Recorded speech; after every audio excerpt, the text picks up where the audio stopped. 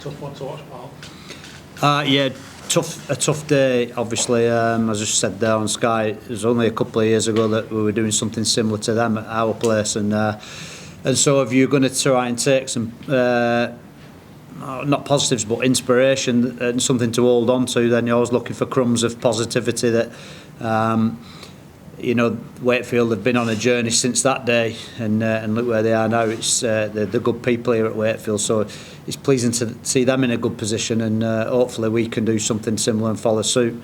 But in isolation, today was a very difficult day, and there's been quite a lot of things to be upbeat about in previous weeks, under tough circumstances. But today, I think you've got to dig deep to find that, and the game's simple. If you're not willing to defend in the right areas of the field and be more, all over areas of the field, then you're going to get what you deserve. And I thought today we got what we deserved off of a Wakefield side who were enjoying playing rugby, but they carried stronger and defended stronger than us. You spoke about Wakefield possibly being an inspiration. What would it take for Salford to follow Wakefield's journey from now? It's a rebuild, isn't it? I don't think anybody can disguise that, and ultimately my job is on field, so the rebuild would be on field, and obviously we need to be in a better position as a club off the field to do that, so obviously that's what it takes. Do you believe the club will get in a better position to be able to do that? Yeah, I'm a positive person, so I wouldn't be here if I didn't believe there was a positive future. I've got to hold on to that positivity and hope, and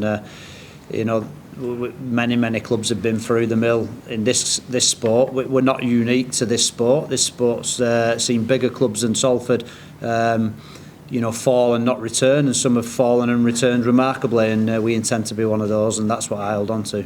Have you managed to hold any conversation with the owners as to whether you would be able to sort of put that in place, like the rebuild? Well, I get asked this question a lot, but it's a really irrelevant question, really, because my job's just to concentrate day by day, making sure that they've got a focus and an enthusiasm and a purpose, and that's what I do. So all the other stuff's really, that's irrelevant to me. My job's them boys, and my focus is on them boys. But you said the club needs to be in a better position off the field for you to start the rebuild. Mm-hmm. Have you had any indications as to whether the club will get in that position where you can start a rebuild? Have you managed to speak to the owners or anything about that? No, like I say, I just concentrate on them. So I turn up to training and I coach the players. I don't go into a boardroom, I don't go into any back offices and have these sort of conversations. That's not my job.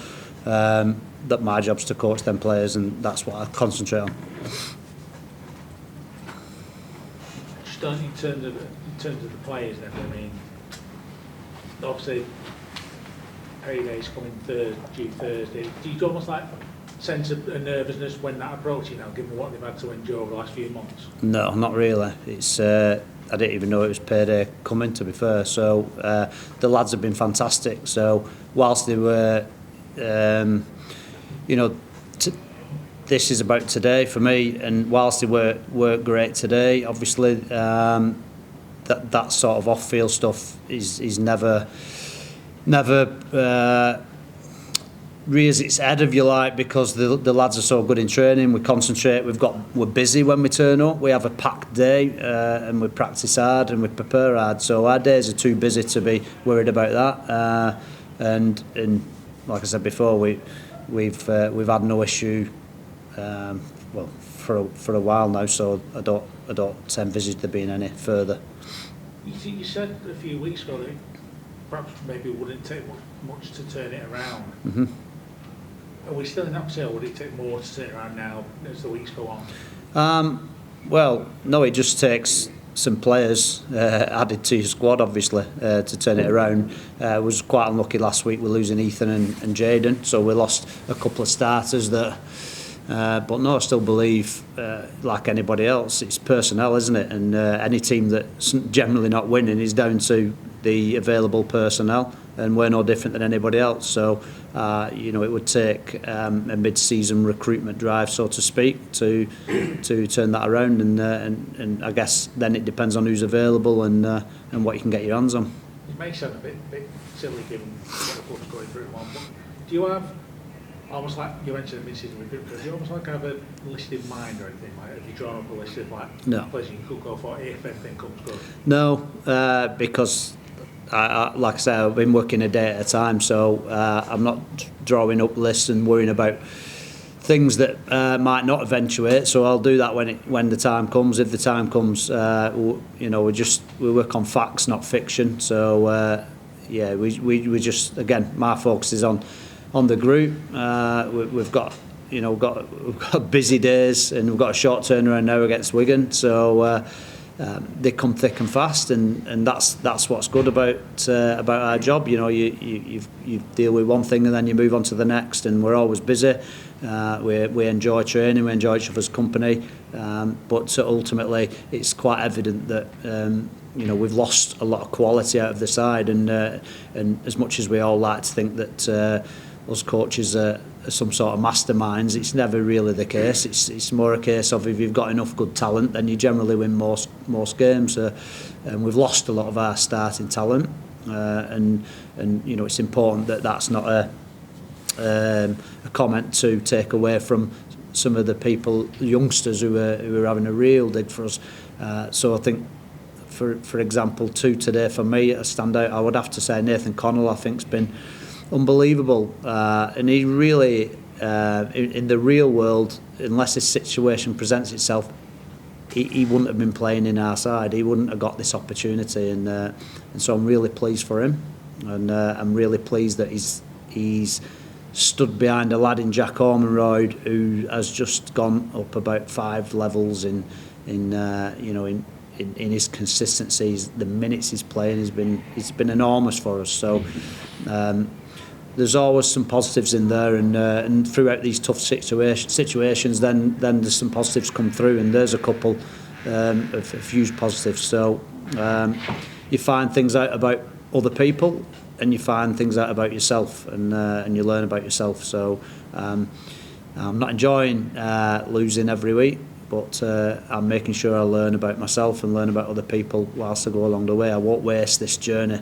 and I'll learn from it, like everybody else will. And like I said before, if we're going to look at a club like Wakefield for us some inspiration, then you know, all these learnings that we're all going through, they'll set us in good stead, and make sure that we retain when times are better, that we retain and carry on being as humble and as sportsmanlike as we can further down the line. So again, congrats to Wakefield. I thought they were great. They're a great club with great people. So I'm pleased for them.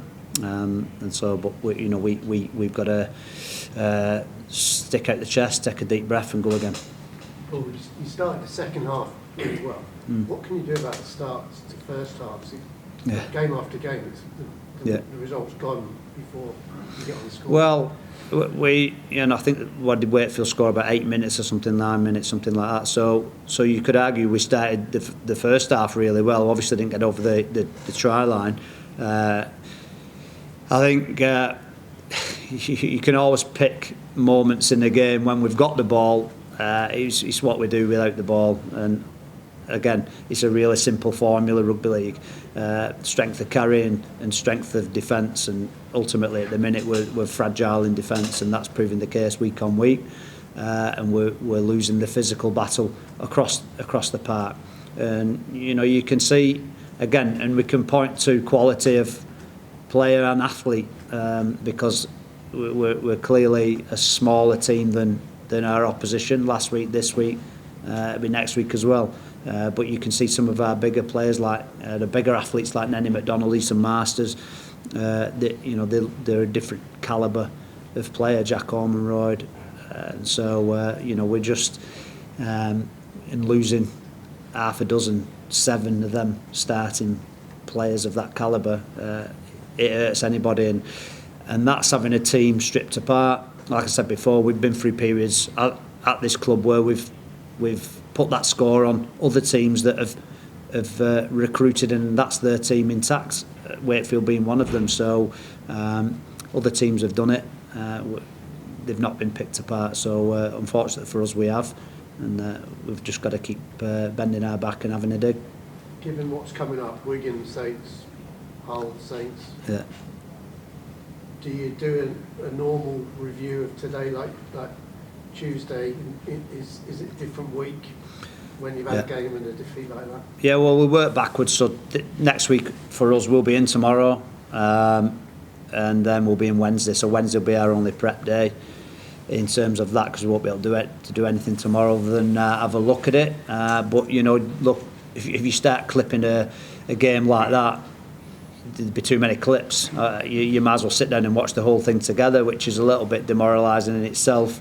You know, the old school might say, well, make them watch it all through again. But we've got to look at the good bits. Well, there's plenty in there, but I just think it's important to we'll highlight some obvious frailties that we need to fix, and because they'll prove us warning shots for what's to come as well. And if we don't fix them, we'll get the same again next week and same again week after, like any team would. So it's actually a very simple review, really, incredibly simple, because the answers are very plainly there, and we'll slap the boys in the face tomorrow as it did us today.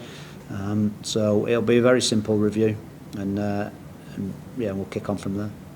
Paul, as you just said, a lot of defence would have been not what you ideally want to see. Yeah. So what's going on off the field? How much of an impact do you think that might be having on like the players' mindsets? No, nothing. I think all that now is just noise that we're keeping going, if you like. I don't think that's having any influence on it. I just think, like I said before, you can't strip so much ability, physical ability and technical ability out of a team and expect the same results. So no, I'm appreciative of the effort of the players, especially like I said, the young players and inexperienced players, you know, that have come in. Young Toby there, and Harvey Wilson playing at half-back today for long spells.